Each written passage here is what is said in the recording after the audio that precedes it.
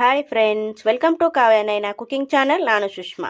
ಬನ್ನಿ ಇವತ್ತು ಖಾರದ ಶೇಂಗಾ ಯಾವ ಥರ ಮಾಡೋದು ಅಂತ ತುಂಬ ಸುಲಭವಾಗಿ ತೋರಿಸ್ಕೊಡ್ತೀನಿ. ಎಣ್ಣೆ ಬೆಣ್ಣೆ ಏನು ಬಳಸದೇನೆ ನಿಮಗೆ ಖಾರದ ಶೇಂಗಾ ದಿಢೀರಾಗಿ ಯಾವ ಥರ ಮಾಡೋದು ಅಂತ ತೋರಿಸ್ಕೊಡ್ತೀನಿ. ಒಲೆ ಮೇಲೆ ಒಂದು ಬಾಣಲಿ ಇಟ್ಕೊಂಡು ಅದಕ್ಕೆ 1 ಕಪ್ಪಷ್ಟು ನಾನು ಕಡಲೆ ಬೀಜನ ಹುರ್ಕೊತೀನಿ. ಸಿಪ್ಪೆ ಮುಟ್ಟಿದ್ರೆ ಸಾಕು, ಸಿಪ್ಪೆ ಬಿಡಬೇಕು, ಅಲ್ಲಿವರೆಗೂ ನಾವು ಹುರ್ಕೋಬೇಕು. ಜಾಸ್ತಿ ಕಪ್ಪಗೆ ಹುರ್ಕೋಬಾರ್ದು.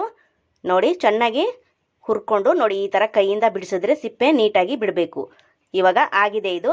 ಇದನ್ನು ಆರಲು ಒಂದು ತಟ್ಟೆಗೆ ಒಲೆ ಆಫ್ ಮಾಡಿಕೊಂಡು ತಟ್ಟೆಗೆ ಹಾಕ್ಕೊತೀನಿ. ಇದು ಚೆನ್ನಾಗಿ ಆರಬೇಕು. ಫ್ಯಾನ್ ಗಾಳಿಗೆ ಅದಕ್ಕೆ ಏನು ಇಡಬಾರ್ದು.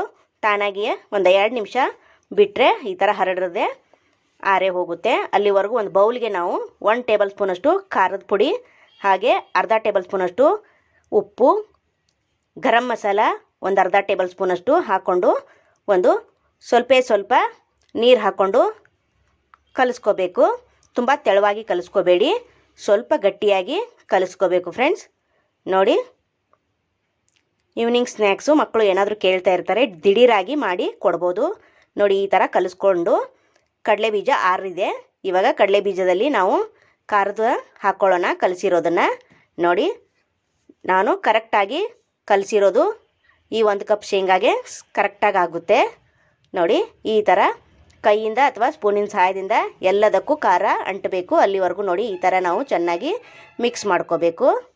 ನೋಡಿ, ನಾವು ಮಾಡ್ಕೊಂಡಿರೋ ಖಾರ ಎಲ್ಲ ಕರೆಕ್ಟಾಗಿ ಆಗಿದೆ ಶೇಂಗಾ ಬೀಜಕ್ಕೆ. ನೋಡಿ, ಈ ಥರ ಹತ್ತಬೇಕು ಎಲ್ಲದಕ್ಕೂ. ಇದನ್ನು ಮತ್ತೆ ಒಲೆ ಮೇಲೆ ಸಣ್ಣ ಉರಿಲಿ ಅದೇ ಪಾತ್ರೆಲೆ ಈ ಶೇಂಗಾ ಬೀಜನ ಮತ್ತೆ ಹಾಕ್ಕೊಂಡು ನಾವು ಫ್ರೈ ಮಾಡ್ಕೋಬೇಕು, ಗರಿಗರಿಯಾಗಿ ಆಗೋವರೆಗೂ.